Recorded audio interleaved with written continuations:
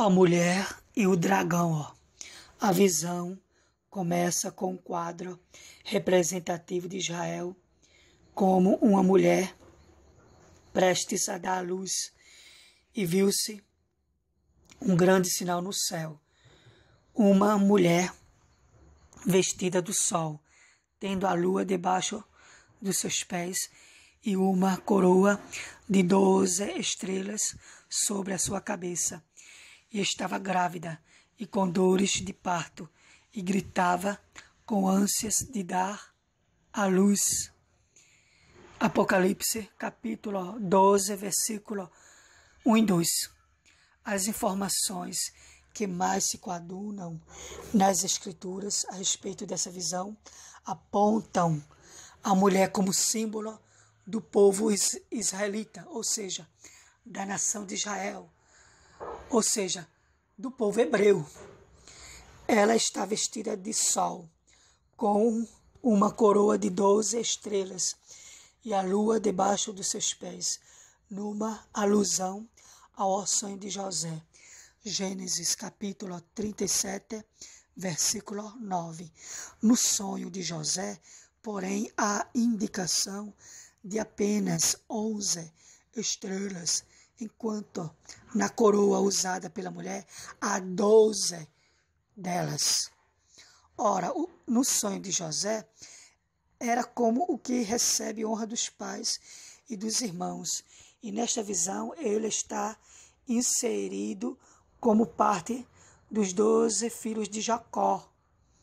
A gravidez da mulher fala sobre a esperança messiânica. Seus gritos de dores de parto referem-se às expectativas do nascimento do Messias, ou seja, do Salvador Jesus Cristo. Em seguida, João escreve: E viu-se outro sinal no céu, e eis que era um grande dragão vermelho, que tinha 7 cabeças de 10 chifres, e sobre as suas cabeças 7 diademas. Como o dragão vermelho é figura de Satanás, neste quadro há uma tipologia do inimigo, lutando contra os planos de Deus para com Israel, por meio dos poderes humanos. E diz assim a palavra de Deus: E a sua cauda levou após si a terça parte das estrelas do céu, e lançou-as sobre a terra. E o dragão parou diante da mulher que havia de dar à luz, para que, dando ela à luz, lhe tragasse o filho. E deu à luz um filho, um varão que há de reger todas as nações, com vara de ferro, e o seu filho foi arrebatado para Deus e para o seu trono. Apocalipse, capítulo 12, do versículo 4 ao 5. Se essa terça parte das estrelas que foram arrastadas é formada por anjos conquistados por Satanás, quando de sua rebelião, então eles, sob ordens de seu líder, o diabo, intensificarão os ataques a este mundo contra os planos de Deus por meio dos poderes humanos.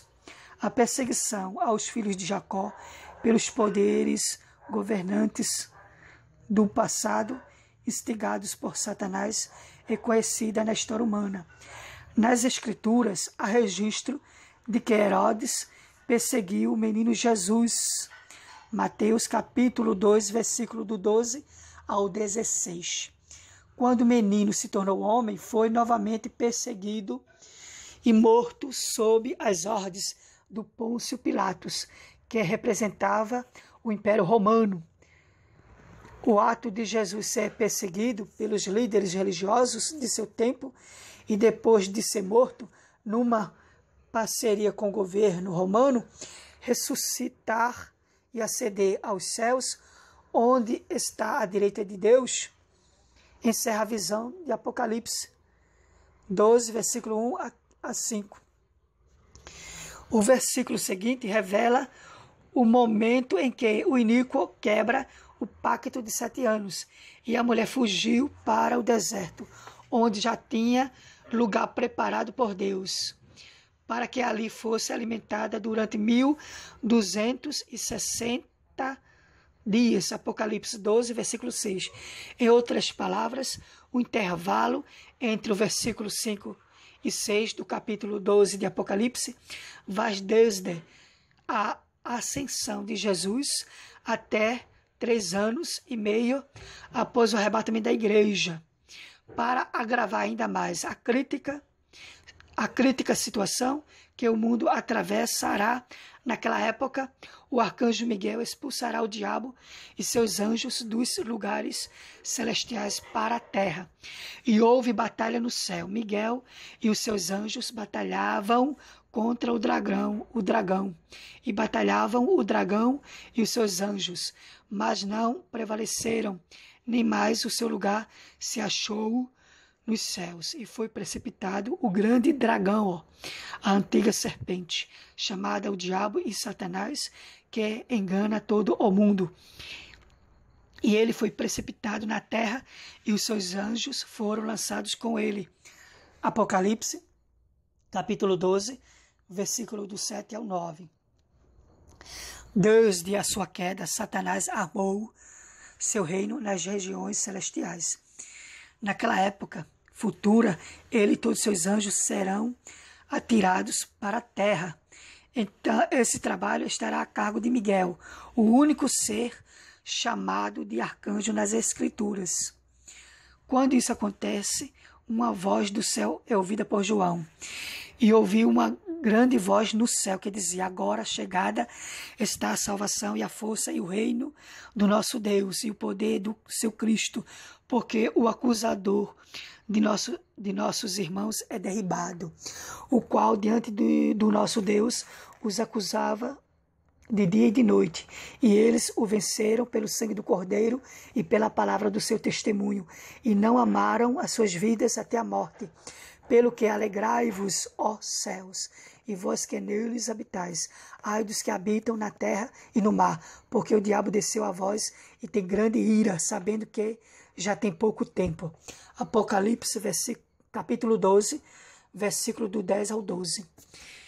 E esse momento é grandemente festejado, porque a cada juízo predito e cumprido, aproxima-se o governo literal de Cristo sobre a terra. Mesmo com toda a ira e ímpeto com que o diabo inspira o iníquo contra os santos, o júbilo destes últimos não cessa, ainda que muitos tenham sido mortos. Na verdade, eles são vencedores, pois o sangue do Cordeiro e a fé testificada são sinônimos da derrota sofrida pela antiga serpente. É por causa da sua queda e de seus anjos enviados à terra que um grito de ai é ouvido desde os céus. É o que o inimigo, sabendo que lhe resta pouco tempo, pois dentro de 3 anos e meio Cristo voltará e o aprisionará por 1000 anos. Apocalipse capítulo 20, versículo do 1 ao 7. Tentará contornar a situação. Daí a sua ferrenha perseguição à mulher. E quando o dragão viu que fora lançado na terra, perseguiu a mulher que dera à luz o varão. E foram dadas à mulher 2 asas de grande águia, para que voasse para o deserto, ao seu lugar, onde é sustentada por um tempo, e tempos, e metade de um tempo, fora da vista da serpente. E a serpente lançou da sua boca, atrás da mulher, água como um rio, para que pela corrente a fizesse arrebatar. E a terra ajudou a mulher, e a terra abriu a boca e tragou o rio que o dragão lançara da sua boca. Apocalipse capítulo 12, versículo do 13 ao 16. Quando o dragão é atirado à terra, lança-se contra Israel em grande perseguição por meio dos exércitos do anticristo, pois é justamente essa época que o iníquo quebra o pacto feito no princípio do seu governo. Esse é o momento em que ele, possuído pelo príncipe das trevas, levanta-se contra tudo que se chama Deus, ou qualquer objeto de culto, a ponto de se assentar no santuário de Deus como se fosse o próprio Deus. Segundo Tessalonicenses, fala sobre isso. É defendido por alguns que a água como um rio arrojada da boca do dragão corresponderia às calúnias, intrigas e mentiras que o homem do pecado arquitetará contra os filhos de Jacó. Não é de estranhar se assim for, visto que o antissemitismo, que naquele tempo crescerá assustadoramente, faz parte dos sentimentos dos homens sem Deus. Esse ódio contra tudo que se relaciona ao Senhor é registrado neste texto. E o dragão irou-se contra a mulher e foi fazer guerra ao resto da sua semente, aos que guardam os mandamentos de Deus e têm o testemunho de Jesus Cristo. Apocalipse capítulo 12, versículo 17. A persistência do dragão em querer destruir Israel parece ter sido causada pela rejeição de Israel ao anticristo, ou seja, da nação de Israel ao anticristo. Como não consegue seu intento, Satanás volta-se contra os restantes de sua descendência, isto é, os israelitas restantes, e contra aqueles que têm o testemunho de Jesus, uma referência aos gentios que decidem aceitar Jesus como Salvador, e disso dão testemunho. Apocalipse capítulo 7, versículo 9, fala sobre isto. Enfim, aqui eu fiz um comentário, uma exposição sobre o capítulo 12 do livro do Apocalipse, né? Capítulo 12, que fala sobre a mulher e o dragão. A mulher representa a nação de Israel. Entendeu? Então, fica aqui esta mensagem, que vocês divulguem e sabendo que Deus tem o domínio, o controle de tudo. Glória a Deus para o todo e o todo sempre, porque Deus tem o domínio eterno de tudo. Glória a Deus.